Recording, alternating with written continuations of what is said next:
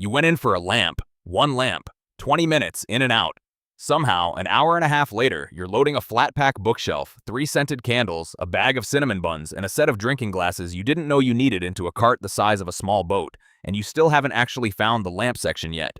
If that sounds oddly specific, it's because it's happened to almost everyone who has ever walked into one of these stores, and the reason it happens so reliably has almost nothing to do with you personally. It has to do with a floor plan that was engineered from the very first sketch to make exactly this outcome the most likely one. Here's the part that should genuinely bother you. The path through most of these massive furniture stores isn't a suggestion. In many locations, it's close to mandatory. There is, deliberately, no straight shortcut from the entrance to the exit. Instead, there's one long, winding, one-directional route that snakes through showroom after showroom, past bedrooms, living rooms, kitchens, and children's spaces, all staged like real homes you could imagine yourself living in.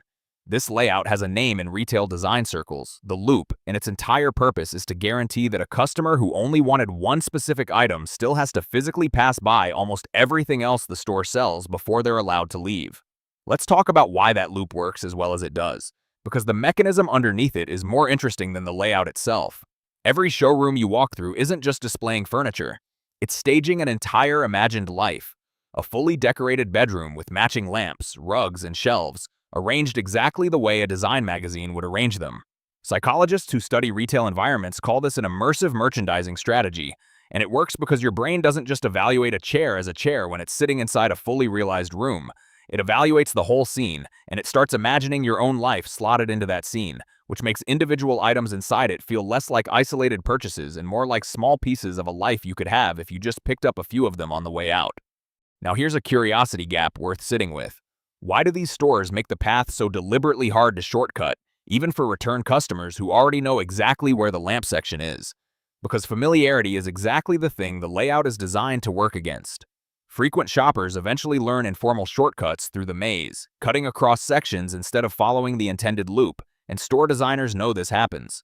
Some locations have specifically responded by rearranging showroom sections periodically, not just for seasonal refreshes, but partly to keep the layout just unfamiliar enough that even regular customers can't fully autopilot their way straight to what they came for. A shopper who has to actually look around to find their way is a shopper who's still looking at everything else along the way. Let's talk about the small stuff, because this is where the real profit margins tend to hide. After winding through every showroom, most of these stores funnel customers into a section stacked with small, cheap, almost impulse-priced items: candles, storage boxes, kitchen tools, picture frames. Individually, none of it feels like a real purchase decision the way a couch does. Each item is priced low enough to slide past the part of your brain that carefully weighs bigger decisions, and after walking through an hour of staged, aspirational showrooms, that mental guard is already worn down. Researchers call this decision fatigue, the same effect that makes a candy bar at the grocery checkout line so effective, and by the time you reach the small item section here, you've made dozens of little imagined life decisions already, which makes the next cheap, easy yes feel almost effortless. Then there's the food, and this one is deceptively deliberate. Many of these stores place their cafeteria or snack section roughly in the middle of the route rather than near the exit, which seems like an odd choice until you understand what it's actually solving for.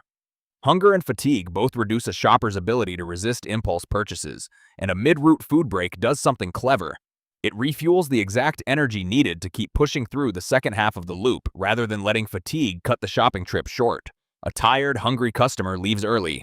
A refueled one keeps going and keeps adding things to the cart on the way to the exit. And then there's the warehouse itself, the final psychological trick in the sequence. By the time you reach it, you've already spent an hour imagining new rooms and better spaces. Now the products are suddenly within arm's reach. The distance between wanting something and owning it becomes incredibly small. Retail experts call this reducing purchase friction. The easier it is to grab an item, the more likely you are to buy it. Notice how even the carts are unusually large. A bigger cart doesn't just hold more things, it makes your current purchases look smaller. A nearly empty cart subtly encourages you to keep filling it. That's known as the basket size effect. The store also carefully controls the pace of your journey. There are very few windows and almost no clocks. Without outside cues, it's surprisingly easy to lose track of time. What feels like 20 minutes can quietly become 2 hours. And the longer people stay in a store, the more money they typically spend. That's one of the most reliable findings in retail psychology. Even the room layouts are designed to slow you down. Narrow pathways create natural bottlenecks. You pause, look around, and notice products you otherwise would have ignored. Every extra second of attention is another opportunity to sell something. The pricing strategy works the same way. Many products are intentionally displayed with surprisingly low prices. They create the impression that the entire store is inexpensive. Psychologists call this the halo effect. A few cheap items can influence how expensive everything else feels. Then there are the product names, often unusual and memorable. They make ordinary furniture feel unique and distinctive. People remember stories and identities better than generic labels. The store isn't just selling shelves and lamps. It's selling the idea of becoming a more organized, stylish version of yourself. Every display quietly asks the same question. What if your home looked like this? What if your life felt this put together? That's why so many customers leave with things they never planned to buy. They didn't come in searching for candles or picture frames. They came in for a lamp and accidentally bought a possibility. Because the real product isn't furniture. It's inspiration, convenience, and imagination packaged together. The maze isn't an accident. It's one of the most carefully engineered shopping experiences ever created. And speaking of the exit, you'll notice it's rarely close to the entrance, and it's almost never quick. The final stretch typically runs through the warehouse pickup area, past a final row of small last-chance items positioned right before checkout. The exact same decision fatigue trick used one more time for good measure, immediately before you're handed a total that somehow doesn't match the $20 lamp you originally walked in for. There's one more layer here worth knowing about, and it happens after you've already left the store, once you're home assembling whatever you bought. Researchers have a specific name for the effect where people end up valuing furniture more highly simply because they built it themselves, even when the finished product is objectively identical to something pre-assembled. It's genuinely called the IKEA Effect in behavioral economics literature, and it's a real, measurable bias. Labor creates attachment. The 40 minutes spent with an instruction sheet and a small hex key doesn't just produce a bookshelf, it produces a small sense of personal investment in that bookshelf, which makes it feel more valuable, more yours, and considerably harder to return, even if deep down, it turns out to wobble slightly and not quite fit the space you imagined it in back in that perfectly staged showroom. There's also the marketplace section. Many of these stores route you through right before the small item funnel, an open area stacked with plants, kitchen textiles, and seasonal decor, deliberately designed to feel a little like a bustling market rather than a sterile retail aisle. That atmosphere isn't accidental either. A slightly chaotic, densely packed display style has been shown to increase the sense of scarcity and abundance at the same time, making shoppers feel like they might be missing a good find if they don't grab it now, even when the exact same item will be restocked and sitting there again next week. Here's the part that ties all of it together. None of these individual pieces would work especially well in isolation. A single showroom wouldn't make you forget your original plan. One shortcut blocking hallway wouldn't do it alone either.